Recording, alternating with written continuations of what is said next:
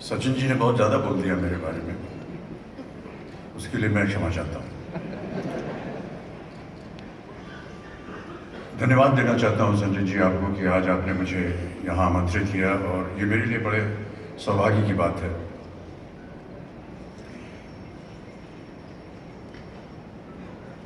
बाला साहब के साथ मेरा बहुत ही एक निजी पारिवारिक संबंध रहा, और कोई भी कार्यक्रम जब भी उनका होता है, कोई स्थापना हो, कोई कार्यक्रम हो, और जब भी वो मुझे बुलाते थे तो मैं जाता था। आज आपने मुझे यहाँ आमंत्रित किया है, इसके लिए मैं आपको धन्यवाद देता हूँ। क्योंकि ये कार्यक्रम बाला साहब से संबंधित है, इसलिए तो मैं यहाँ मुझे आना ही था। लेकिन सच्चाई थोड़ी सी ये है संजय जी की, आपकी जो कलम है वो कलम नहीं तलवार की तरह कभी कभी लगती है, उसके डर के मारे में यहाँ आ गया।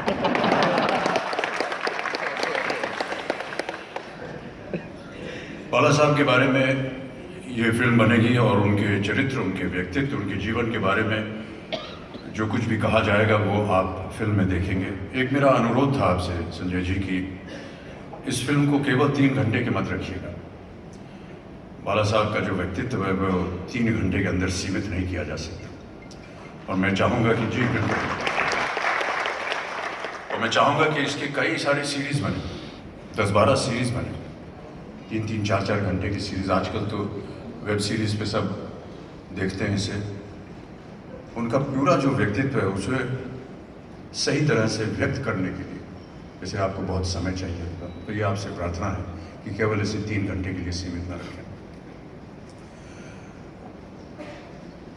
बाला साहब के साथ मेरा हमेशा, मैंने माना कि एक पारिवारिक संबंध रहा है, और पारिवारिक इसलिए रहा है क्योंकि जिस दिन से मैं उनसे मिला, न जाने क्यों उनको लगा कि मैं उनके परिवार का एक सदस्य हूँ।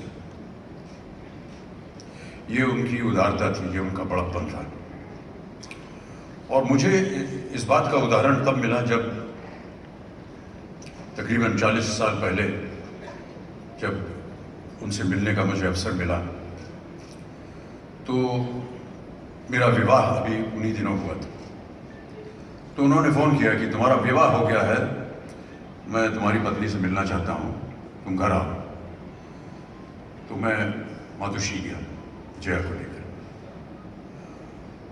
और आई ने जिस तरह से जया का वहाँ पर स्वागत किया अपने घर में, वो ऐसा स्वागत था जैसे आई अपनी स्वयं बहू का स्वागत कर रही हो अपने घर में।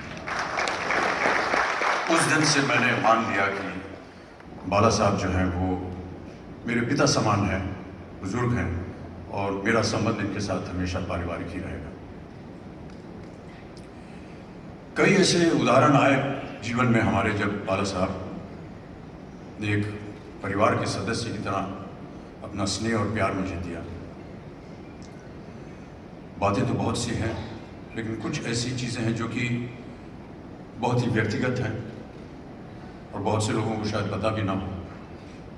1982 में जब कुली के दौरान मैं घायल हुआ और कुछ दिन बेंगलोर में बेहोश रहा, वहाँ से जब ये तय हुआ कि वहाँ से मुझे मुंबई लाया जाएगा, तो बेहोशी के आलम में मुझे हवाई जहाज़ में बैठा के जब यहाँ मुंबई लाए, बरसात का मौसम था, बहुत तेज़ बारिश हो रही थी, और सीधे एयरपोर्ट से मुझे ब्रीच कैंडी हॉस्पिटल ले जाना था।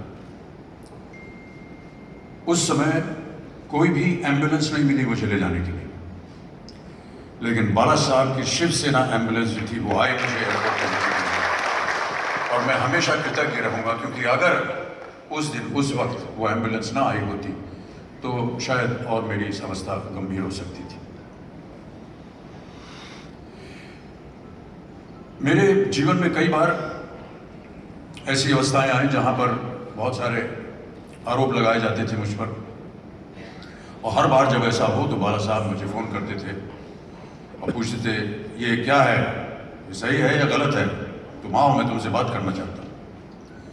तो एक ऐसा एक आरोप लगा था मेरे ऊपर और मेरे परिवार के ऊपर, तो उन्होंने मुझे बुलाया और कहा तुम बैठो मेरे सामने और मैं तुमसे एक प्रश्न पूछूंगा, तुम मुझे बताओ सच सच बताओ, ये जो हो रहा है ये सही है या गलत है, और सच बोलना। मैंने कहा बाला साहब इसमें कोई तत्व नहीं है, बेकार है ये, तुम सच कह रहे हो कि नहीं?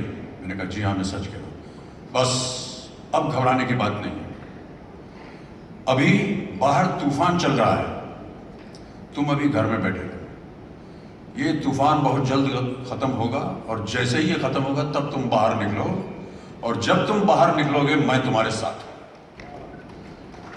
हूं। उतना सहारा उस समय किसी और इंसान ने मुझे नहीं दिया, इसीलिए हमेशा बाला साहब के मन में और मेरे मन में उनके प्रति बहुत ही आदर रहा है।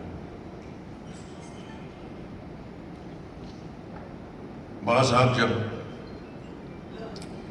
अपनी आखिरी सांसें ले रहे थे तो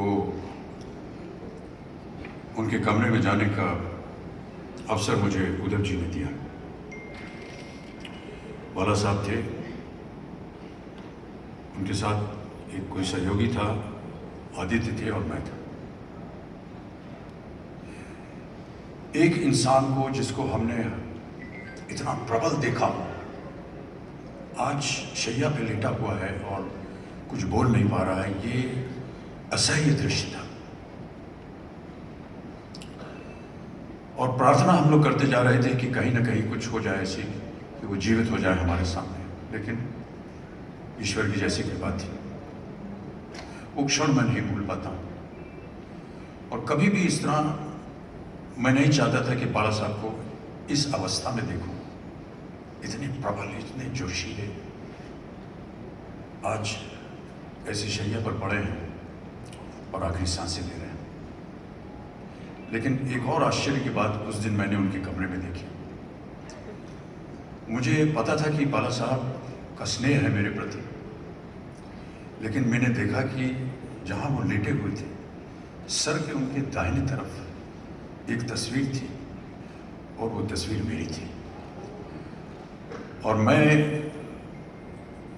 बहुत ज़्यादा कृतज्ञ हूँ कि मैंने कभी इसका अनुमान नहीं लगाया था कि बाला साहब कितना स्नेह और प्यार करते मुझे। उस छवि को देख करके मैं बहुत गदगद हुआ, और वो दृश्य हमेशा मेरे सामने रहेगा। मैं प्रणाम करता हूँ, चरण स्पर्श करता हूँ, नमन करता हूँ ऐसी शख्सियत को। बधाई देता हूँ संजय जी आपको कि आपने ये एक बीड़ा उठाया है, और मेरी शुभकामनाएं हमेशा आपके साथ हैं। यदि कभी भी इस फिल्म के बनाने के दौरान आपको लगे कि मेरा उसमें कोई सहयोग हो सकता है किसी भी प्रकार से, तो आप अवश्य बोलिएगा, मैं अवश्य उसमें भाग लेने का प्रयास करूँगा।